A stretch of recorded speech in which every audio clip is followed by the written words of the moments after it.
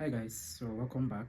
The international break is over, football is back, the English Premier League is back, and today we are going to be experiencing the game between Arsenal and Bournemouth. I think that's just less than 30 minutes from now. So let's quickly talk about what we're likely going to expect in the game.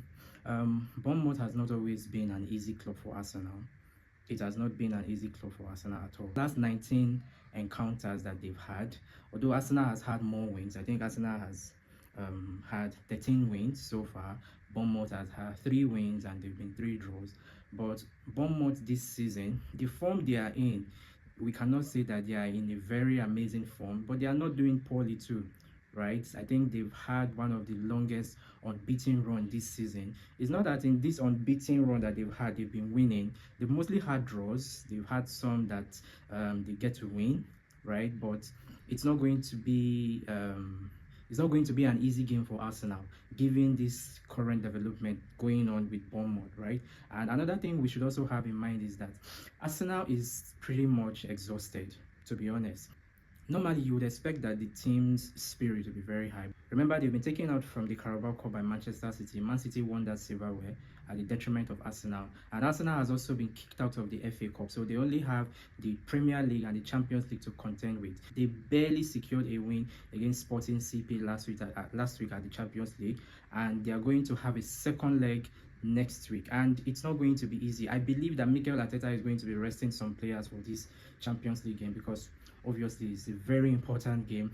Whoever wins that game, of course, is going to make it straight to the semi-final. So Mikel Arteta is going to be taking that game against Sporting CP very, very seriously. So expect some players not to play. I don't really know if Bukayo Saka is back. I don't know if he's going to play. We've not seen the starting 11 yet, or I have not seen the starting 11 yet, but I believe, or I am sure, that Mikel Arteta's squad for this game is not going to be the regular first 11, right? There's going to be some substitutions that we don't expect because it's Bournemouth, and they are also in what we can call a pretty much comfortable position in the Premier League table, right? So there isn't going to be much pressure on Mikel Arteta to win this game. I'm just giving a broad analysis, but it is important that they win it because it's going to increase their standing, it's going to increase their position in the Premier League table. So Bournemouth definitely not going to be an easy club for Arsenal to crack.